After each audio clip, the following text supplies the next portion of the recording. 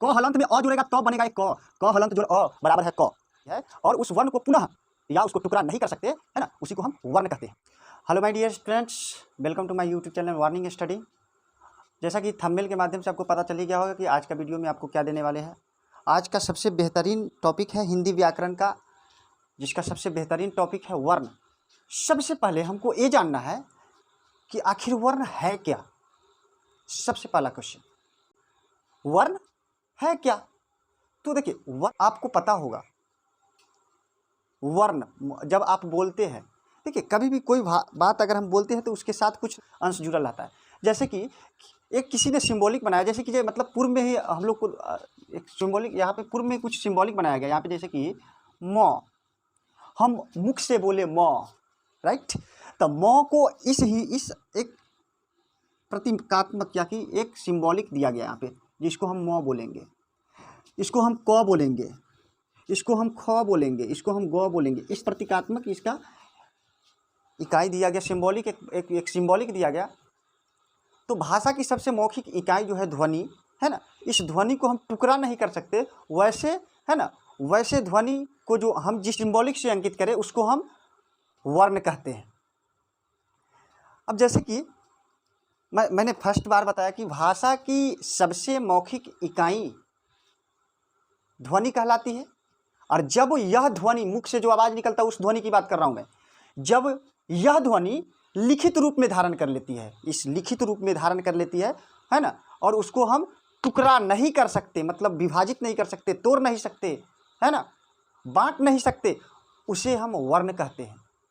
जैसे कि हम अपने मुख से बोलते हैं अ, कोई बच्चा जब शुरुआत होता है तो बोला अ, मतलब पहले वो आ करना सीखता है, आ, वो पहले अ करेगा तब आ करेगा, साउंड कम लगे, है ना।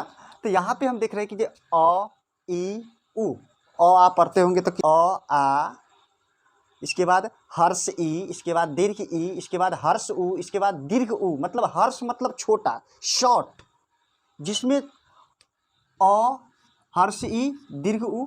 एक चीज़ और हम यहाँ पे लिख देंगे, जैसे कि उस मूल ध्वनि को कहते हैं जिसका खंड या टुकड़ा नहीं किया जा सकता, राइट। मैंने दूसरी भाषा में, मैं अपने भाषा में इसको कन्वर्ट किया कि भाषा का एक मौखिक इकाई ध्वनि कहलाती है, और उसी ध्वनि को हम लिखित रूप में धारण कर लेती है ना, लिखित रूप में धारण कर लेती है, और उस वर्ण को पुनः टुकड़ा नहीं और न बांटा जा सकता है, उससे वर्ण कहते हैं। जैसे कि मान लेते कि अगर हम यहाँ पे कोई इंसान अगर बोला क, है ना, क बोला तो यहाँ पे हम क लिख दिए, सर बता सहारा से बोल पा रहे हैं, तो क में बोल रहे हैं किसके सहारा से, उसको, उसमें अ का अनुस्वार आ रहा है, अ उसमें जुट रहा है, क लास्ट में अ आ रहा है, तभी आप क बन रहा है।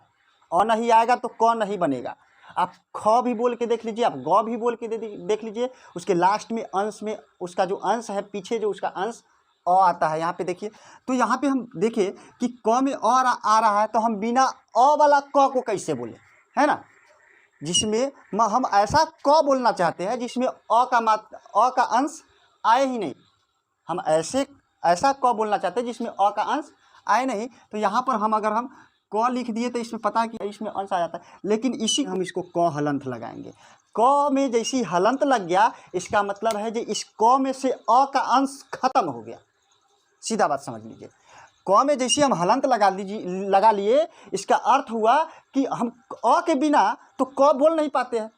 तो भाई हम एक सिंबॉलिक एक दे दिया, इंडिकेट इसको कर दिया, यहाँ पर एक संकेत दे दिया कि क में जब हलंत लगा देंगे ना, तो यहाँ पर जब हम क में हलंत लगाते हैं तो यहाँ पे कोई टुकड़ा करने का चांस नहीं रह जाता है, ठीक है ना।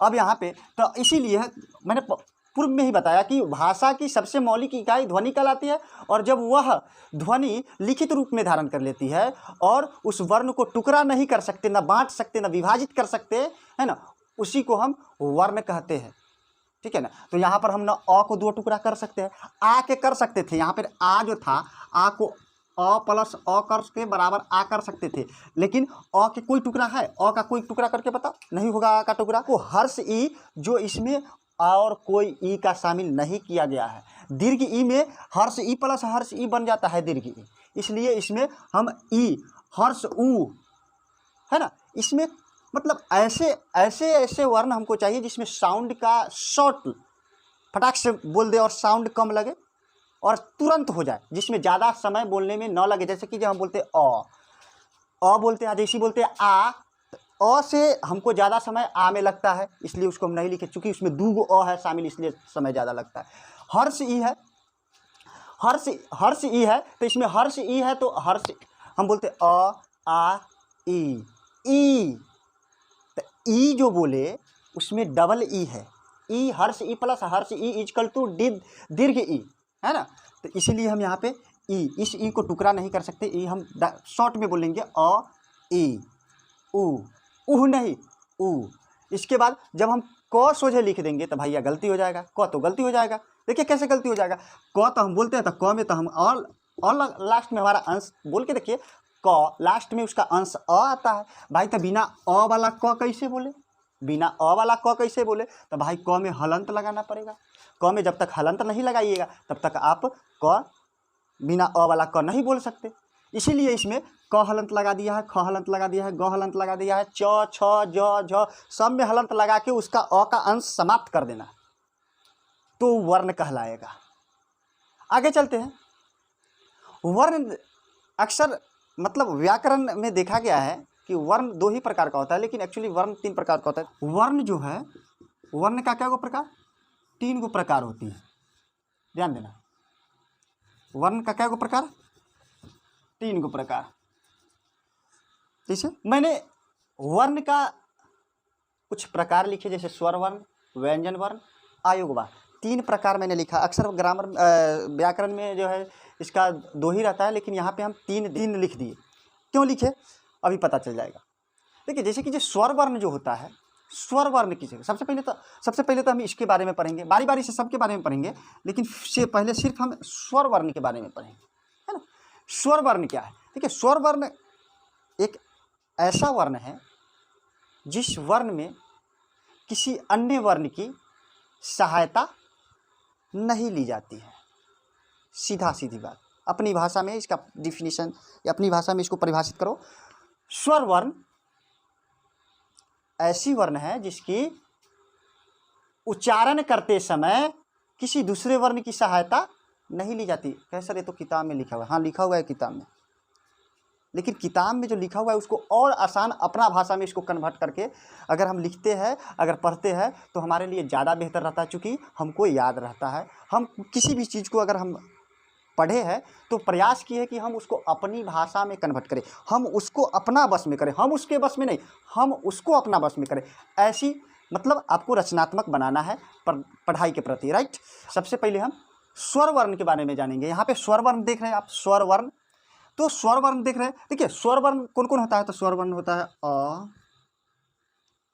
आ, हर्ष ई, दीर्घ ई, हर्ष उ, है ना, दीर्घ उ, इसके बाद ए, ऐ, ओ, औ, अंग, सॉरी अंग नहीं होता है यहाँ पे, हो गया री।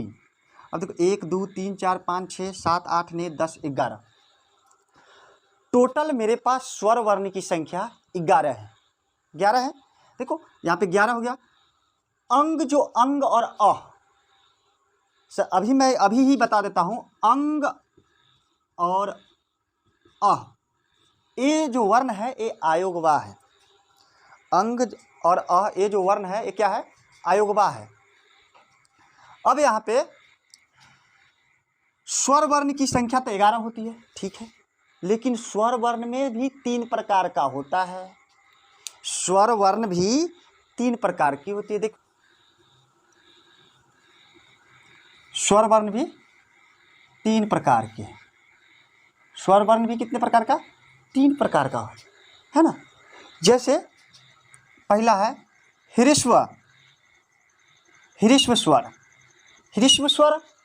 इसके बाद दूसरा है दीर्घ स्वर। इसके बाद तीसरा है ना, इसके बाद तीसरा है प्लुत स्वर। मैंने अब सर अब तो ये कन्फ्यूजन है, स्वर वर्ण बताए थे आप, जो स्वर वर्ण जो होती है मतलब वर्ण जो होती है 3 प्रकार की होती है, तो मैंने 3 प्रकार लिखे। आप पहले बोले सर स्वर वर्ण यहाँ होता है, तो स्वर वर्ण की संख्या 11 गो होती है, आप गिन सकते।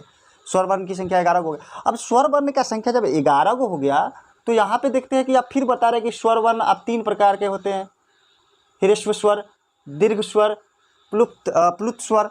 अब बताइए, अब फिर अब ये 3 गो जो भाई, अब स्वर वर्ण का जो 3 गो जो पुत्र हुआ, अब ये जो इसका प्रॉपर्टी 11 गो है, अब इस 11 में जो किसका कौन हिस्सा होगा इस 11 में से, अब ये चीज़ आपको डिसाइड करना है और इसी के बारे में डिटेल से जानना है। ह्रस्व स्वर क्या है? ह्रस्व स्वर जिन स्वरों का उच्चारण करने में कम समय लगता हो, जिन स्वरों को उच्चारण करने में कम समय लगता हो, है ना, उसी को ह्रस्व स्वर कहते हैं। ह्रस्व स्वर जैसे में हम बोले अ, हर्ष ई, है ना, हर्ष उ। भैया आपको बता दे कि अ, ई, हर्ष ई और हर्ष उ, ये आपका ह्रस्व स्वर हुआ, ह्रस्व स्वर। इसके बाद है दीर्घ स्वर। कौन है ना? दीर्घ स्वर हो गया आपका, जैसे अ बोलते हैं तो कम समय लगा इसलिए ह्रस्व में डाल दिए, आ बोले ज़्यादा समय लगा इसलिए इसको हम दीर्घ में डाल दिए। हर्ष ई बोले कम समय लगा इसलिए हम इसको ह्रस्व में डाल दिए। और जब हम ई बोलेंगे, मतलब जिसमें ज़्यादा समय लगा, ई बोलने में ज़्यादा समय लगा, ज़्यादा साउंड लंबी गया, साउंड को खिंचावट जो है वो लंबी गया, इसलिए यहाँ पे दीर्घ ई दीर्घ स्वर हुआ, है ना। ऊ, हर्ष ऊ की बात कर रहा हूँ मैं, छोटा ऊ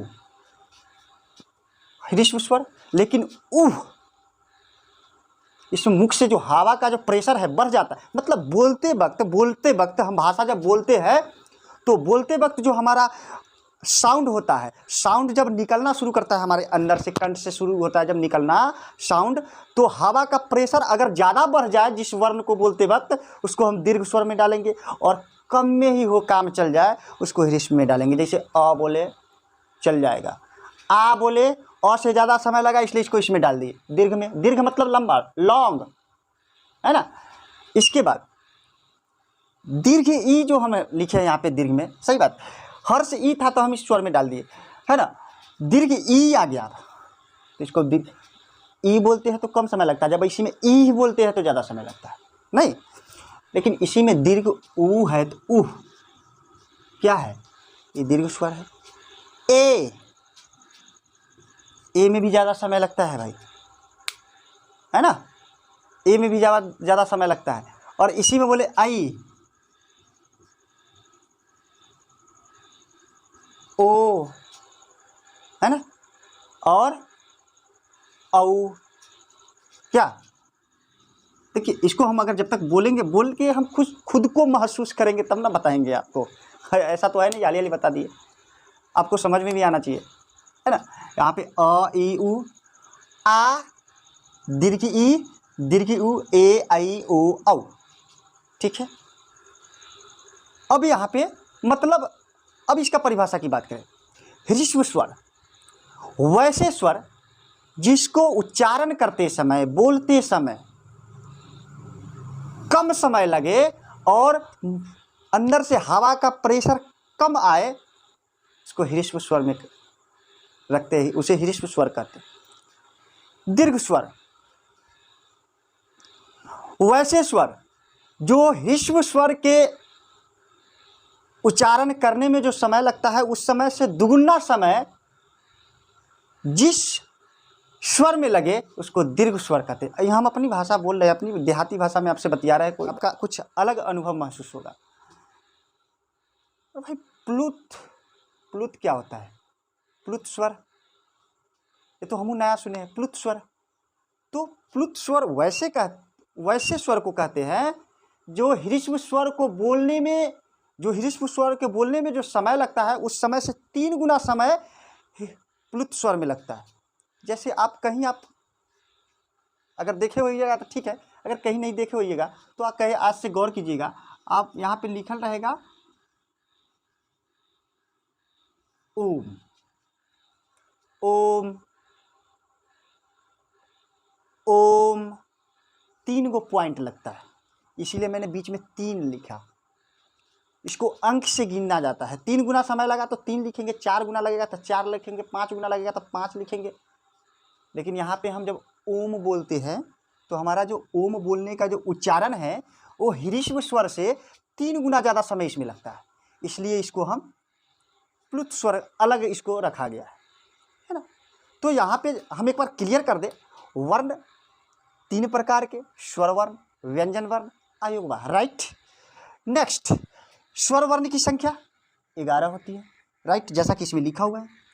स्वर वर्ण 3 भाग में डिवाइड कर दीजिए, 3 भाग में बांट दिए। फर्स्ट ह्रीश्व स्वर, सेकेंड दीर्घ स्वर एवं थर्ड प्लुत स्वर। फर्स्ट जो ह्रीश्व स्वर, वैसा स्वर जिसको उच्चारण करते समय कम समय लगे, उसको ह्रीश्व स्वर कहते हैं। दीर्घ स्वर वैसा स्वर जो ह्रीश्व स्वर में जो समय लगता है उस समय से दुगुना समय लगे, जिस वर्ण को उच्चारण करने में, उसको दीर्घ स्वर कहते हैं। प्लुत स्वर वैसे स्वर जो ह्रीश्व स्वर को उच्चारण करने में जो समय लगता है उसका 3 गुना समय जिस वर्ण को उच्चारण करने में लगे उसको प्लुत स्वर कहते हैं, राइट। अब यहाँ पे आते हैं। अब मेरा स्वर वर्ण की जो कहानी है वो लगभग खत्म हो चुका है, और व्यंजन वर्ण है ना, यहाँ पे देख रहे हैं आप, व्यंजन वर्ण और आयोगवाह की चर्चा मैं अगले वीडियो में करूँगा, है ना। आज के लिए इतना ही। अगर आपको ये वीडियो वर्ण अगर टॉपिक अगर आपको अच्छा लगे, है ना, और अच्छा लगा हो तो आप इस वीडियो को लाइक ज़रूर करके जाइएगा और मेरा चैनल को एक बार सब्सक्राइब जरूर कीजिएगा। हम अपने ऑफिशियल वेबसाइट वार्निंग स्टडी पर डालें तो वो आपके पास तुरंत उसका नोटिफिकेशन पहुंच जाए। चलिए आज के लिए इतना ही, बहुत बहुत धन्यवाद।